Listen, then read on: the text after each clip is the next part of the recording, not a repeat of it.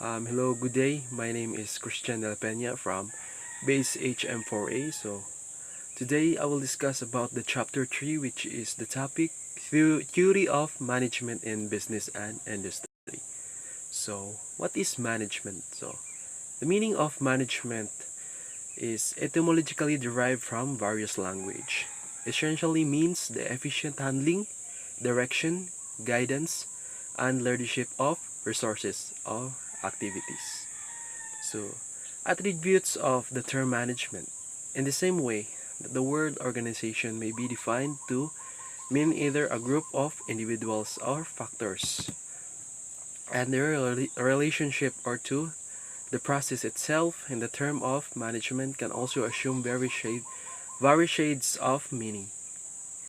In the light of foregoing considerations ascribed to the word management, so the following definition may be arrived at. So the first management is the art and science of organizing, preparing, and directing human efforts applied to control the forces and to utilize the materials of nature for the benefit of the inanimate.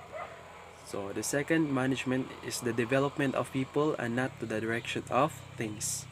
So the third management is the scientific utilization of men, money, and materials to accomplish a desired purpose.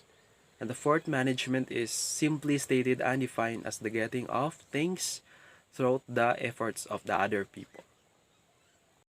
And relationship between management and organization. So in the previous chapter and in the preceding discussion, we mentioned the different and varying decision of organization and management. So, and however, in actual usage, say in the operation of business concerns, they are generally interchanged or jointly and inseparably applied. So in the organization, for instance, is considered as the relationship of the structural elements in business, including the individuals to carry on the work to accomplish the desired purpose, and the management as the planning, directing, controlling, and coordinating of those elements. The organization refers to the structure or form of an enterprise and the arrangement of all parts thereof in a manner suitable for use in service. So, while management includes all those in discharge of the direction of the work of others, those who will see is that the part arranged and structured are used in the service to the best advantage.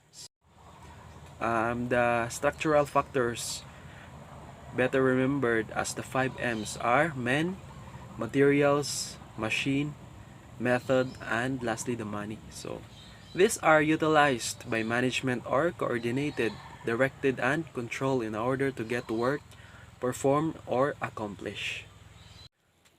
So who is management? So management means one individual or a small group of people who make the significant decisions and keep the policy-making power and function in an absolute power over the organization. So in a sole proprietorship, it will be the owner in a big company, and it will be the directors or the key executives. So, and what is a good management? So, a management is considered good when competent men are placed as the heads of the departments. When these men are responsible for and are in a control all of activities, and when they work as a team under the leadership of a strong executives. When is management considered successful? So, management is said to be successful when it makes industry efficient. So, matawag rin mo nga successful mo pag-manage sa imong business, which is smooth ang dagan sa imong business. Wala kay ma-encounter nga mga problems, which is matawag nimo nga success imong pag-manage. So, and this efficiency measured constantly in terms of quality and quantity of products produced with the minimum efforts at the least possible cost. And also we'll talk about the functions of management. So the functions of management aim said to be the weaving together of the various parts so that factors will function properly and all persons will be cooperate for the common purpose. So significantly, the management has the following functions, which is the planning, coordinating, directing, and controlling. So we will talk about first the planning. So planning is a methodic technique of looking ahead in order to meet work requirements and to reduce the amount of mental efforts required while the work is being done. So, and the essence of planning is to remember the value of time, the virtue of patience, and the joy of originating. And the second function is coordinating. So, coordinating implies the smooth working together of the different composing elements. So, it aims towards a perfect meshing of a harmonious adjustments among the elements employed. And the third function is directing. So, directing means the pointing of all efforts toward the known objectives. Management directs the basic elements so that they have a bearing straight upon the objectives. And the lines of the action along which the enterprise is to move are set up. So direction gives guidance and points out the course to be followed. So the lastly is controlling. So controlling includes the restraining, checking, and motivating influences exercised by the management. Control requires a knowledge of what is being done and what should be done and what to do in order to rectify unsatisfactory conditions. So, also, we'll talk about the fundamental in operating a business. So, in a business, applied methods of procedure are called system. When organizational procedure are standardized, we have a system. So, system is one of the most valuable mechanism or aids of manage. So, advantages of proper use of system. System when properly applied has the following advantages. So the first is system is the introduction of order and method whenever it is applied.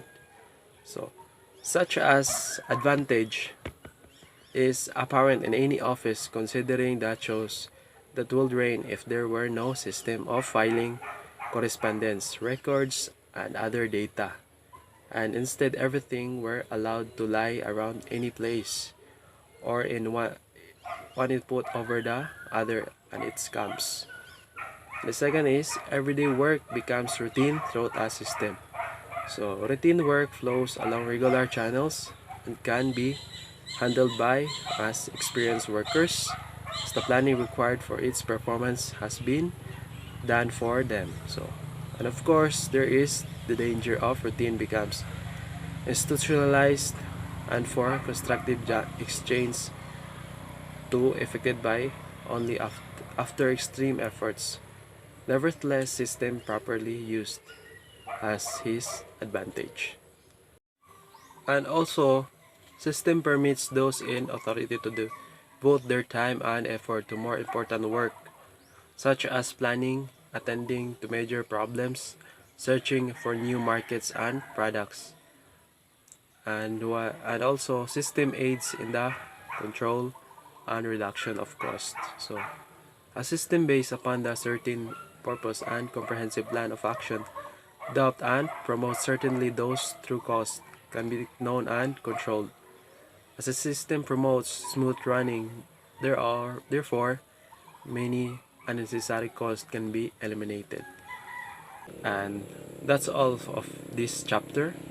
And thank you and God bless.